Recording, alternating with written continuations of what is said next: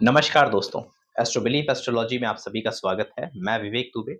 दोस्तों आज बात करूँगा महादशाओं के बारे में। देखिए दोस्तों अक्सर लोग मुझसे पूछते हैं कि सर ये महादशा कैसे जाएगी, ये पर्टिकुलर महादशा कैसे जाएगी? तो आज मैं देखिए इस चीज़ को समझने के तो क काफ़ी डीप एक तरह से इसको डीप एनालिसिस भी किया जाता है, बट बेसिक चीज़ें बहुत साधारणतः आप इसको देख के आसानी से कैसे समझ सकते हो, आज इसके ऊपर मैं आपसे चर्चा करूँगा और आपको बहुत सारे इससे रिलेटेड चीज़ें बताऊँगा जिससे आप समझ सकते हैं कि आपकी जो आने वाली महादशा है या फिर ये जो महादशा चल रही है, ये ओवरऑल कैसी होगी? इनमें किन चीज़ों के रिलेटेड आपको बेनिफिट्स हो सकता है और किन चीज़ों से रिलेटेड कुछ नुकसान भी हो सकता है, इससे रिलेटेड मैं आज बात करूँगा। आगे बढ़ने से पहले दोस्तों अगर आप एस्ट्रोलॉजी सीखना चाहते हैं या फिर आप एस्ट्रोलॉजी में इंटरेस्ट रखते हैं, नॉलेजेबल पोस्ट में इंटरेस्ट रखते हैं, आप मेरे इंस्टाग्राम प्रोफाइल पे फॉलो कर सकते हैं और एस्ट्रोलॉजी सीखना चाहते हैं तो मुझे कॉन्टैक्ट कर सकते हैं मेरे ही नंबर पे। तो दोस्तों, सबसे पहले आपको समझ लेना है कि महादशा जो होती है एक थोड़ी-सी लॉन्ग पीरियड होगी, यानी कि एक तरह से छोटी से छोटी महादशा भी वो 6 साल है, 7 साल है, ऐसे अलग-अलग हैं। सबसे ज़्यादा दशाएँ जो लंबी होती है, जैसे शनिदेव की दशा होती है, शुक्र देवता की दशा होती है, काफ़ी लंबी दशाएँ होती हैं, 19 साल, 20 साल की होती हैं। ऐसे ही कुछ कुछ ग्रहों की दशाएँ थोड़ी छोटी होती हैं, कुछ ग्रहों की दशाएँ बड़ी होती है, लेकिन जो सबसे कम टाइम जो होता है वो कहीं न कहीं 6 साल से कम किसी का भी नहीं, 6 साल एटलीस्ट सबसे छोटी दशा जो मानी जाती है एक तरह से। तो आज मैं आपको पहले समझाता हूँ, देखिए किसी भी महादशा को आपको समझना है कि ये वाली पर्टिकुलर आने वाली महादशा कैसी जाएगी या जो चल रही है ओवरऑल कैसी जाने वाली है। तो उसके लिए आपको देखिए सबसे पहले देखिए हमारे 2 प्लैनेट एस्ट्रोलॉजी में ना बहुत ही कार्मिक प्लैनेट होते हैं। एक तो बृहस्पति बहुत ही ज़िम्मेदार प्लैनेट होते हैं शुभता के लिए, बैलेंस के लिए, सही और गलत की समझ के लिए बृहस्पति देवता एक सबसे ज़िम्मेदार प्लैनेट बनते हैं आपके पूरे जीवन में। जैसे मैंने कई बार कहा है कि बृहस्पति देवता से हमें जो भी मिलता है, वो हमें संसार में पैसे देके या खरीद कर नहीं मिलेगा, वो ब्लेसिंग से ही मिलता है हमेशा मोस्ट ऑफ द टाइम। तो बृहस्पति देवता इसीलिए जिन घरों के कारक हैं, जिन हाउसेस के कारक हैं वो, उन हाउसेस में भी आप देखोगे तो पैसा नहीं चलता है, वहाँ पे आपका लक चलता है।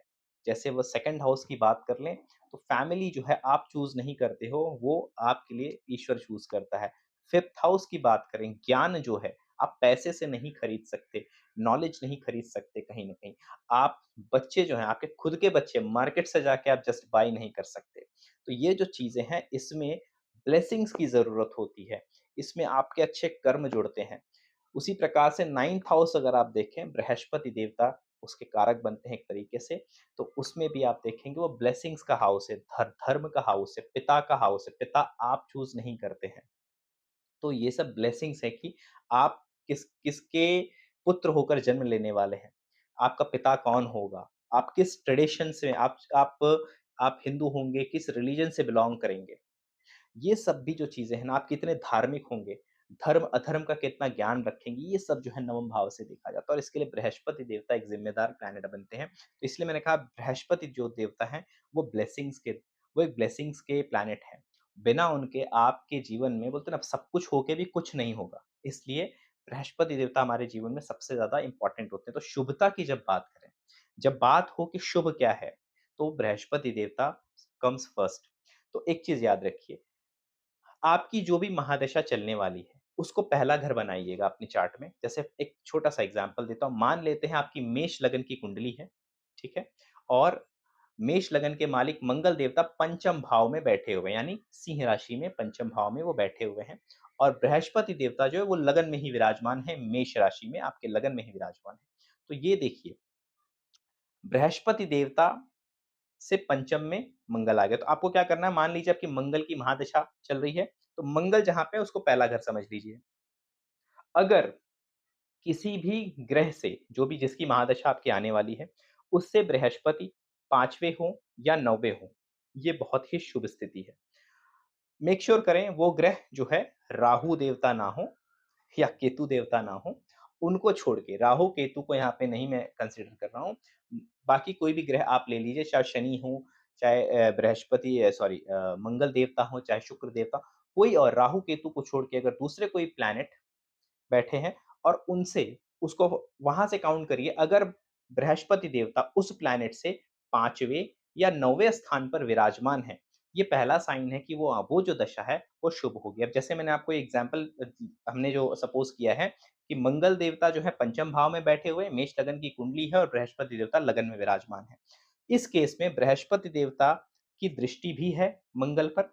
अब मंगल हैं, क्योंकि मंगल किन चीज़ों के कारक होते हैं? भाइयों के कारक होते हैं। ज़मीन जो होता है, एक तरह से आपको एक तरह से ज़मीन की प्रॉपर्टी रिलेटेड जो प्रॉफ़िट होने वाले हैं उससे, पुत्र के लिए एक तरह से ज़िम्मेदार प्लैनेट बन जाते हैं मेल चाइल्ड को लेके, इन सब चीज़ों तो याद रखिए मंगल की जब दशा चलेगी आपके जीवन में जो, और ये स्थिति है अगर आपकी कुंडली में जो मैंने कहा है, तो आप उस मंगल की उस दशा में प्रॉपर्टी रिलेटेड, संतान यानी मेल चाइल्ड रिलेटेड अच्छी चीज़ें जीवन में होंगी, और आपके जो छोटे भाई या बड़े भाई होंगे, इन शॉर्ट स्पेशली मंगल छोटे भाई को दर्शाता है। तो उसकी वृद्धि भी आप देखोगे, वो भी उस पर्टिकुलर टाइम में काफ़ी ग्रो करेगा। ये जो चीज़ है, एक सिम्बॉलिकली आप देखोगे, जिनके जो मैंने एक एग्ज़ाम्पल दिया है, आपकी कुंडली में अगर मंगल से बृहस्पति 5वें या 9वें बैठे हुए हैं, तो मंगल की दशा आपकी अच्छी जानी है। उसी प्रकार से यहाँ पे दूसरा कोई भी आप ग्रह ले सकते हो, यानी मान लीजिए शनि देवता बैठे हुए हैं और शनि शनि देवता की महादशा आपकी चल रही है, और शनि देवता से काउंट करिए बृहस्पति देवता 5वें हों या 9वें हों, ये बहुत ही अच्छी स्थिति हो जाती है कि शनि देवता की जब दशा चलेगी, तो शनि देवता किसके कारक हैं? शनि देवता मेहनत के कारक है, तो मेहनत कम करनी पड़ेगी आपको, मेहनत ज़्यादा नहीं करनी पड़ेगी। में शनि देवता करियर के लिए एक रिस्पॉन्सिबल प्लैनेट होते हैं आपके करियर के लिए, तो करियर अच्छा चलेगा, जॉब अपॉर्च्युनिटीज़ बहुत ही अच्छी आएँगी आपको। उसी प्रकार से शनि देवता किन चीज़ों के कारक हैं? शनि देवता कहीं न कहीं मामा या चाचा के भी कारक होते हैं, तो उनका जीवन भी उस वक़्त आप देखेंगे अच्छा चल रहा होगा। तो ये जो चीज़ें हैं, आप बेसिकली इसको लगा के देखिए अपने लाइफ़ में, ये बहुत अच्छे से काम करेगी। ये पहला सिद्धांत मैंने बताया कि जिस ग्रह से बृहस्पति देवता 5वें या 9वें बैठे हों, उसकी दशाएँ अच्छी जाती हैं, ठीक है? दूसरा पॉइंट ले लेते हैं। जैसे मैंने आपको पंचम और नवम का बताया, अब इसके आगे सपोज़िंग अगर पंचम नवम में नहीं पड़ रहे हैं, उस दशा जो भी महादशा चलने वाली है, उस प्लैनेट से अगर बृहस्पति देवता केंद्र में आ जाते हैं, यानी कि उसको पहला भाव मानिए, देखिए अगर बृहस्पति देवता उससे चौथे, 7वें या 8वें बैठे हुए हैं, तो भी ये दशा अच्छी जाएगी। हाँ, इसमें शनि को कंसिडर मत करिएगा 7वें के लिए, यानी शनि से 7वें अगर बृहस्पति बैठे हैं, तो देखिए जीवन में आपके जॉब वगैरह तो ठीक चलेगी, लेकिन बृहस्पति से जुड़ी जो चीज़ें हैं, वो काफ़ी धीमी गति से या फिर उसमें डिलेज़ देखने मिलेंगे। तो यहाँ पे आप लगा सकते हैं चौथे में या 10वें, चौथे में, 10वें में अगर बैठे हों तो ज़्यादा अच्छा है बेसिकली। ओवरऑल मैं यही कहूँगा, जिस भी प्लैनेट की महादशा चल रही है, अगर उससे बृहस्पति चौथे आ जाते हैं, 10वें आ जाते हैं या 7वें आ जाते हैं, वो भी दशाएँ आपके लिए अच्छी हो जाती हैं। आपको खाली ये करना है कि जिस भी प्लैनेट की दशा चल रही है, उसको पहला भाव बना देना और देखना है कि बृहस्पति उससे पंचम, नवम पढ़ रहे हैं या चौथे, 7वें या 10वें पढ़ रहे हैं, तो ये दशाएँ अच्छी जाएँगी। अब अब बात करते हैं कौन-सी दशाएँ थोड़ी-सी प्रॉब्लम दे सकती हैं आपको। अगर बृहस्पति देवता आपकी महादशा जो चल रही है, उससे 12वें चले जाएँ, 8वें चले जाएँ, आपको यही करना है, जिसकी भी प्लैनेट की दशा चल रही है, उसको पहले उसको फर्स्ट हाउस पकड़ना है, वहाँ से काउंट करना है। अगर बृहस्पति देवता 12th में चले गए, 12वें चले गए, बृहस्पति देवता 6वें चले गए, 8वें चले गए, तो ये दिखाता है कि ये जो महादशा है, कुछ परेशानियाँ लेके आ सकती है। यहाँ पे ब्लेसिंग्स नहीं है, इस महादशा में ब्लेसिंग्स नहीं मिलेंगी आपको ज़्यादा। और इस पे सोने पे सुहागा तब हो जाएगा जब आप देखें कि शनि देवता उस महादशा प्लैनेट से चौथे, 8वें बैठे हुए हैं या फिर 7वें बैठे हुए हैं।